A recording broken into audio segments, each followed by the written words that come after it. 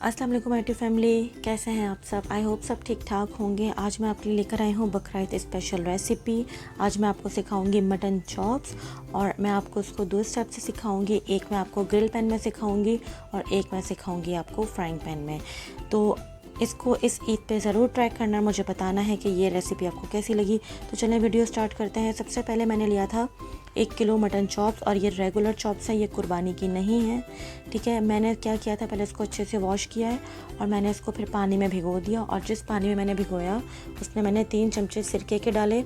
अगर जो आप कुर्बानी के चॉप्स यूज़ करते हैं तब भी आपको यही स्टेप फॉलो करना है और 15 से 20 मिनट के लिए इसी पानी में, सिरके वाले पानी में भिगो देना है। इससे ये होगा कि इसका एक्सेस ब्लड सारा निकल जाएगा और जो एक कुर्बानी के गोश्त की मखसूस स्मेल होती है वो भी ख़त्म हो जाएगी।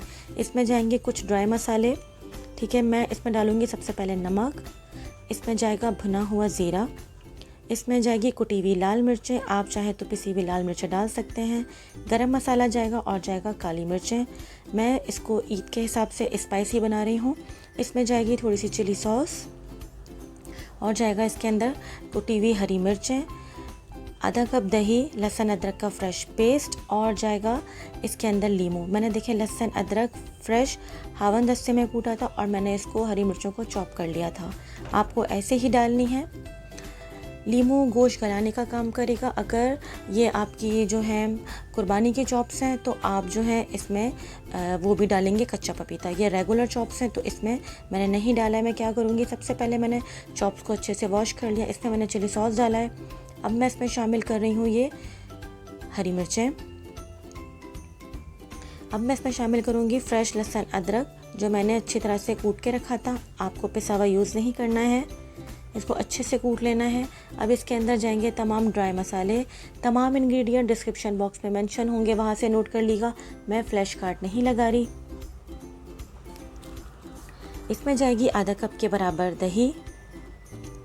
दही कम या ज़्यादा कर सकते हैं। इस टाइम पर आप इसके अंदर कच्चा पपीता डालेंगे और लीमू भी डालेंगे। अगर जो आप कुर्बानी के चॉप्स यूज़ करते हैं, ये रेगुलर चॉप्स हैं, इनमें ज़रूरत नहीं है कि मैं कच्चा पपीता शामिल करूं, ये इजीली गल जाएंगी। अब आप इसको मैरिनेशन का टाइम देंगे, अच्छे से मिक्स करेंगे और कम से कम भी 4 से 5 घंटे के लिए रख देंगे।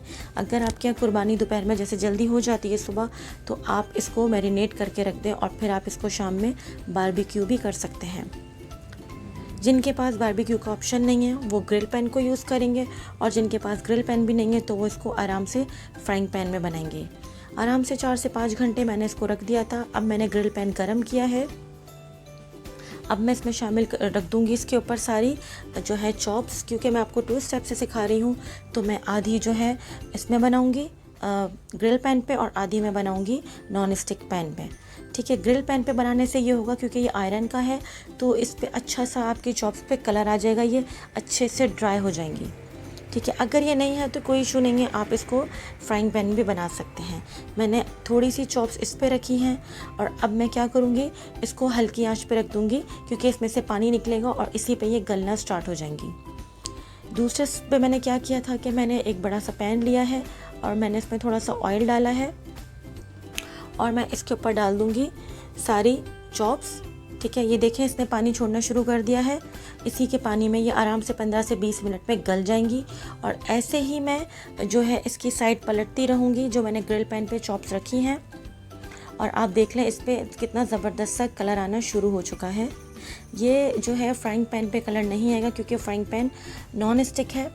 आप चाहें तो उसको अच्छे से ब्राउन कर सकते हैं फ्राइंग पैन में, क्योंकि मैं आपको दोनों ऑप्शंस दे रही हूँ कि अगर आपके पास ग्रिल पैन नहीं है तो आप इसको फ्राइंग पैन में बना सकते हैं। इसी तरीके से ये देखें चॉप्स 15 से 20 मिनट में गल गई थी। अगर आपको लगे कि नहीं गली तो आप आधा कप पानी डाल के इसको मज़ीद गला लीजिएगा, लेकिन दही के पानी में और लेमन जूस से ये अच्छे से गल गई हैं। ये फ्राइंग पैन की शक्ल थी जो फाइनल लुक थी और ये है ग्रिल पैन की। देखिए फ़र्क साफ पता चल रहा है कि जो ग्रिल पैन में बनाएंगे वो अच्छे से जो है बन भी गई हैं और देखिए अच्छी सी जो है इस पर कलर भी आ गया है बनस्बत इसके कि फ्राइंग पैन में ये कलर है। मज़ेदार सी हमारी चॉप्स ट्राई हो गई हैं। अगर आपको रेसिपी अच्छी लगती है तो प्लीज़ इसको शेयर कर दिएगा ताकि किसी और की हेल्प हो जाए। मैंने इसको इसी जो है ग्रिल पैन में ही रखा। मैंने थोड़े फ्राइज़ और इसके साथ जो है टोमेटोज़ और अच्छी सी गार्निश करके सर्व किया है। आप चाहें तो प्याज को और टमाटर को ग्रिल पैन पे जो है अच्छे से ग्रिल कर सकते हैं। ये देखें चॉप्स कितनी अच्छे से गल गई हैं। ज़रूर ट्राई कीजिएगा और मुझे बताइएगा कि एक रेसिपी आपको मेरी कैसी लगी, और आप इसको आराम से बारबेक्यू भी कर सकते हैं। अगली रेसिपी तक के लिए सबा फुरकान को इजाज़त दीजिए। दुआ में याद रखिएगा। Take care. अल्लाह हाफ़िज़।